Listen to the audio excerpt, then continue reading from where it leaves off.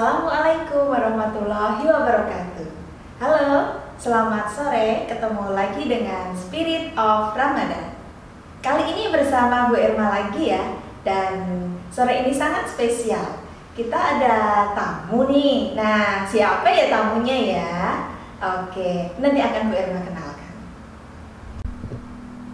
Akan Bu Irma kenalkan, di sini sudah ada Bapak Anas. Assalamualaikum Pak Anas. Waalaikumsalam warahmatullahi wabarakatuh, Bu Irma. Iya, selamat datang di studio Mimpi Kakak Teguhan, studio Mika TV, dan kita ada di acara Spirit of Ramadan.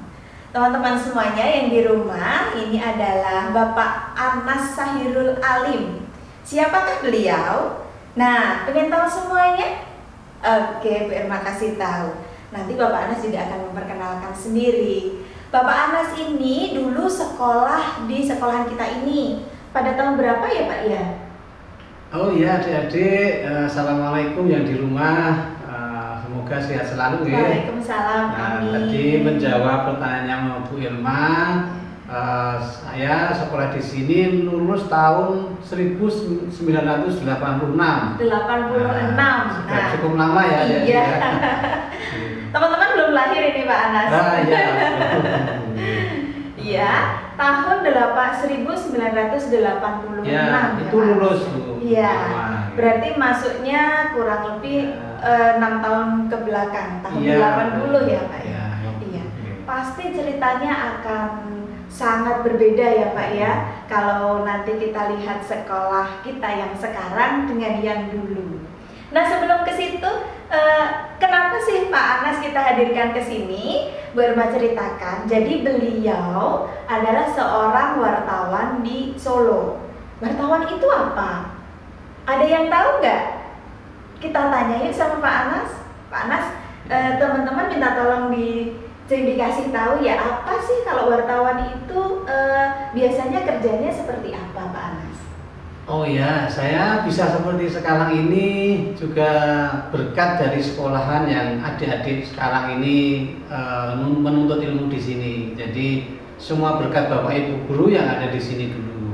Iya. Karena saya bisa dapat ilmu, kemudian masuk ke SMP, kemudian ke SMA, ke perguruan tinggi, kemudian bekerja sebagai profesi wartawan. Jadi kalau istilahnya wartawan itu mungkin adik-adik pernah lihat televisi atau membaca koran, iya, atau mendengarkan radio, atau mungkin juga melihat di berita di online itulah.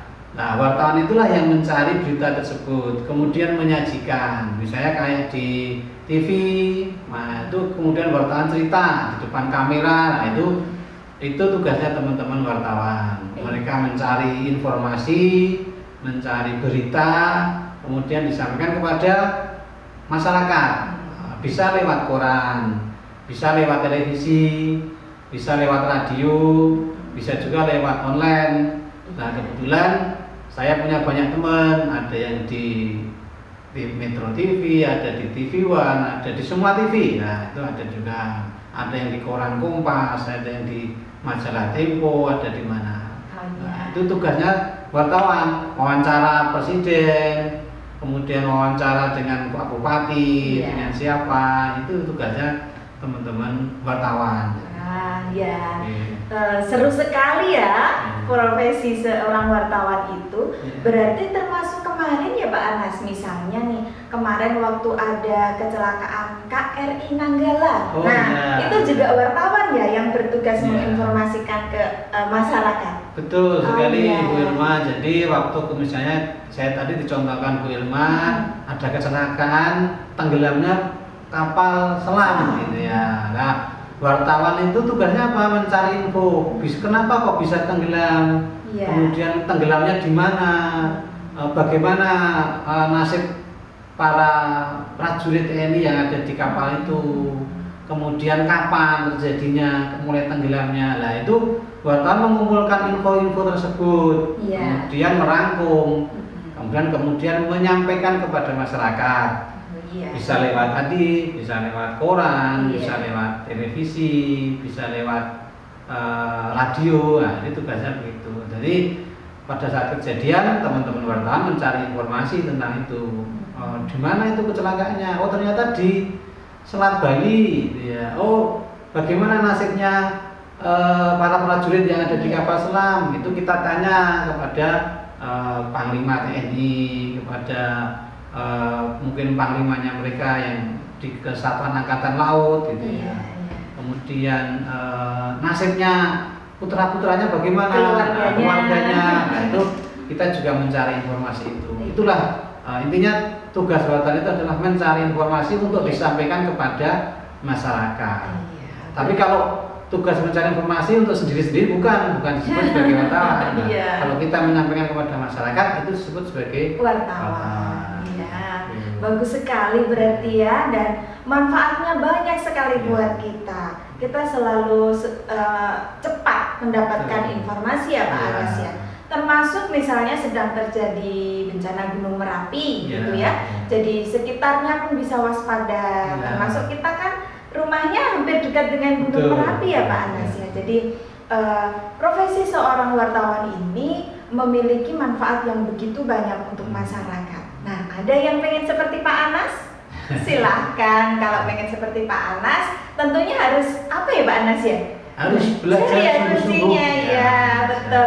Pak Anas, dulu setelah dari MI, kok bisa jadi wartawan? Itu langkah-langkahnya sekolahnya di mana aja Pak Anas ya? Iya, dulu saya kebetulan alhamdulillah saya bisa belajar di sini, itu sebuah anugerah ya.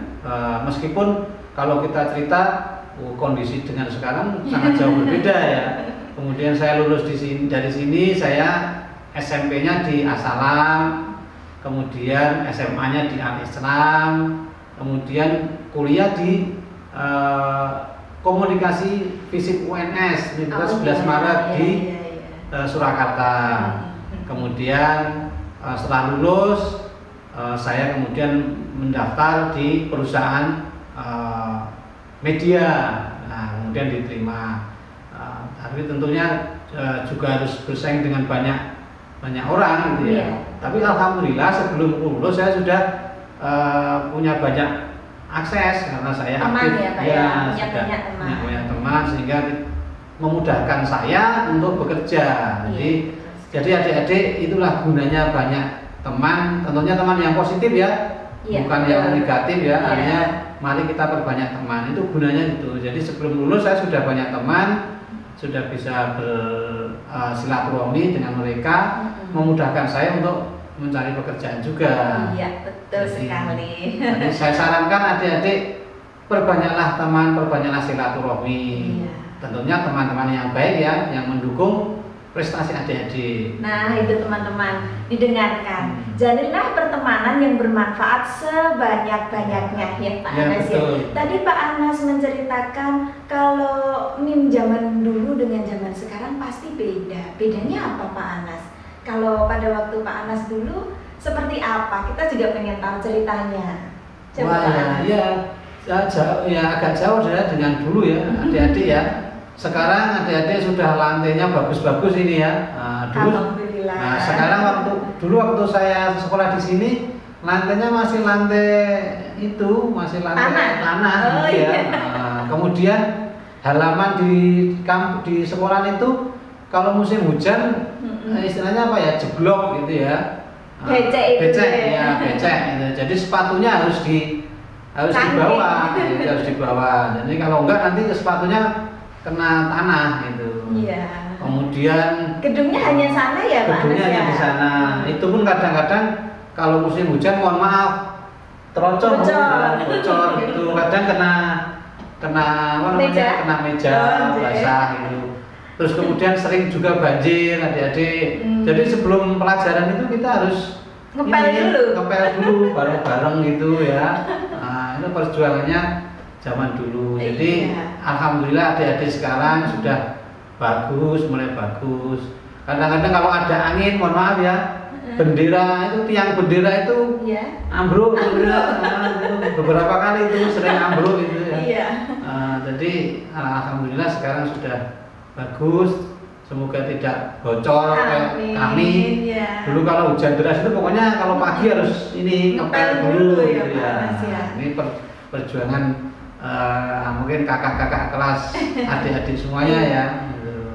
Sangat menyedihkan ya Pak Anas ya kondisinya zaman dulu. Ya tapi bergembira, tapi itu menyenangkan juga. Iya. Kalau dibanding dengan sekarang kan, alhamdulillah kalau bocor, alhamdulillah tidak pernah ya Pak ya. Iya. Kadang-kadang saja kalau hujannya itu deras sekali, yang halaman gedung selatan memang kadang-kadang banjir. Ya, tapi kan nggak ngepel. Iya, nggak ada ngepel kalau ya. kita ngepel bareng itu pakai karung goni dulu, ya pakai karung goni itu. Sekarang kan anak-anak ngepelnya sudah dibantu sama Pak Demol, jadi sekali itu jadi, ya. Hanya menyapu saja teman-teman kalau pagi piket menyapu. Kalau sudah sekolah normal itu Pak Anas. Kita lanjutkan ya Pak Anas ya. Kalau dibandingkan dengan MIM yang sekarang itu memang perbedaannya jauh ya Pak Anas ya. Tapi yang perlu Pak Anas berikan pesan atau buat teman-teman nih, biar teman-teman lebih semangat bahwa sekolah kita sekarang itu sekolah yang sudah maju, jadi teman-teman semangatnya juga harus ikut maju. Seperti apa Pak Anas? Ya, adik-adik sekarang fasilitas sudah dimanjakan luar biasa. Ini kesempatan adik-adik fokus untuk belajar. Jadi konsentrasi adik-adik sekarang belajar sungguh-sungguh gitu ya. Nah, kalau dulu kan jumlah gurunya terbatas, itu ya, kemudian fasilitasnya terbatas. Kemudian kami juga tadi harus ngepel aja masih harus bareng-bareng. Pakai karung goni ya? Pakai karung goni, ya pakai karung goni. Kemudian kita harus gantian membawa sapu dari rumah. Saya kadang sekolah nggak punya sapu sendiri? Ya mungkin terbatas ya Bu ya. Gitu. Ya ini saya kira adik-adik kesempatan dengan fasilitas yang luar biasa ini. Sekarang adik-adik konsentrasi belajar sungguh-sungguh. Karena kuncinya di situ adik-adik.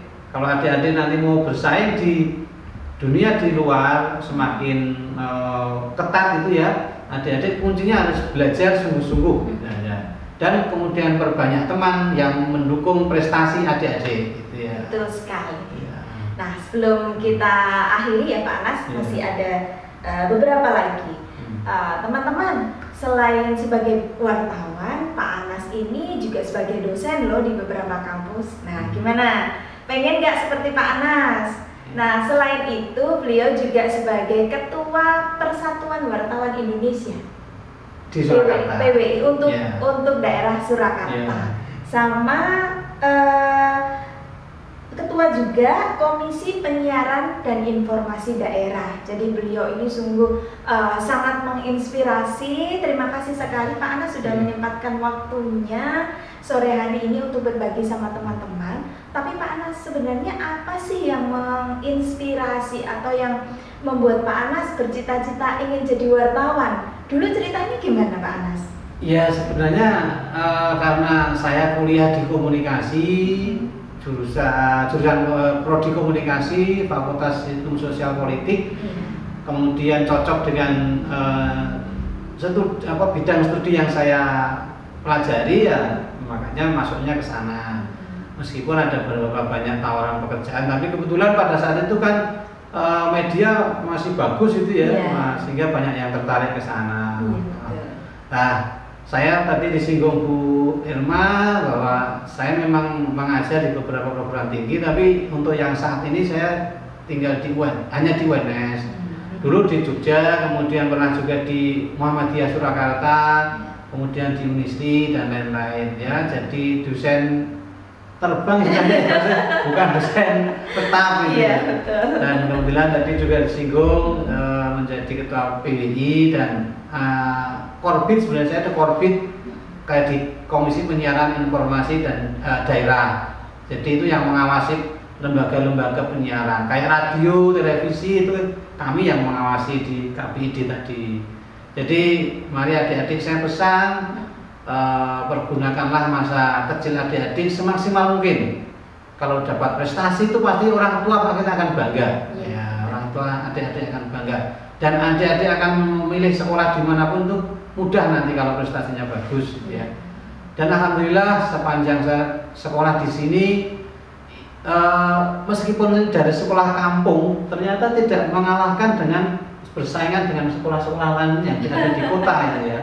Terbukti alumni di sini banyak diterima di perguruan tinggi negeri banyak sekali. Saya pikir ini sekolah di sini bukan menjadi penghalang untuk berprestasi di manapun. Iya, gitu ya. betul sekali. Iya Pak Anas, satu lagi yang terakhir. Tadi mungkin sudah disampaikan kunci sukses bisa menjadi seperti ini salah satunya adalah belajar. Betul. Ada lagi Pak Anas selain itu mungkin Pak Anas dulu waktu kecil suka membantu orang tua atau menjadi anak yang rajin. Seperti apa waktu kecilnya Pak Anas? Barangkali nanti teman-teman bisa mencontoh. Betul. Gitu. Ini kalau tadi saya ungkapan Bu Irma ini benar. Jadi modal saya dulu cuma rajin belajar sama menuruti perintah orang tua. Ya, gitu ya. betul sekali. Jadi apapun arahan orang tua saya taati. Karena bagaimanapun ibaratnya orang tua itu kan doa buat kita. Jadi ridhonya Allah, ridhonya Allah itu ketemu ridho orang tua. Saya semaksimal mungkin sampai sekarang, sampai ketika masih sudah bekerja, sudah kuliah, keluarga itu ketika dipanggil untuk pulang sama orang tua, semaksimal mungkin saya usahakan bisa pulang gitu. Kemudian doa kepada orang tua jangan lupa untuk dipanjatkan ya adik-adik. Setiap habis sholat itu penting gitu ya. Karena itulah kalau doa orang tua ridho kepada kita itu akan memuluskan langkah-langkah kita. Jadi jangan sombong bahwa saya bisa pinter gitu ya. Pinter sendiri. Saya bisa pinter jangan gitu ya. Tanpa orang tua, tanpa doa orang tua kita itu tidak ada apa-apanya. Jadi sekali lagi belajar sungguh-sungguh, rajin, kemudian berbaik-baik dengan orang lain, sesama teman, dan yang ketiga yang paling penting itu adalah berdoa untuk orang tua dan menuruti arahan orang tua itu. Saya pikir itu paling penting. Iya, saya sangat setuju itu Pak Anas. Jadi kalau boleh saya simpulkan, ada kunci sukses, ada caranya untuk sukses ya Pak Anas ya dalam mewujudkan cita-cita kita. Yang utama adalah belajar, berdoa, kemudian patuh kepada orang tua supaya kita bisa mendapatkan ridhonya kedua orang tua. Gitu ya Pak Anas. Teman-teman semuanya, obrolan Bu Irma dengan Pak Anas sore hari ini yang singkat sekali ini semoga bisa bermanfaat dan bisa membuat teman-teman semangat dalam mewujudkan cita-cita. Teman-teman di rumah cita-citanya banyak Pak Anas. Oh iya, harus itu. Iya, dan macam-macam sekali. Betul. Teman-teman sekarang itu cita-citanya tidak seperti saya waktu dulu Pak Anas. Kalau waktu saya kecil guru, pilot, polisi gitu ya. Kalau sekarang itu cita-citanya YouTuber kayak gitu.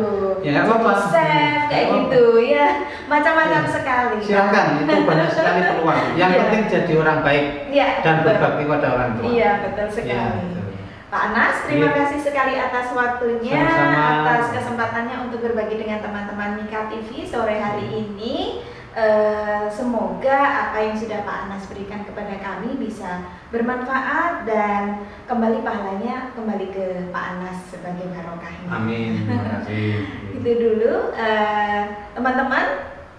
Cukup sekian sharing kita dengan Pak Anas, wartawan di Solo Raya sore hari ini. Semoga dapat menginspirasi dan menambah semangat kita semuanya. Mari Pak Anas kita sapa teman-teman di rumah dengan menutup salam. Wassalamualaikum warahmatullahi wabarakatuh.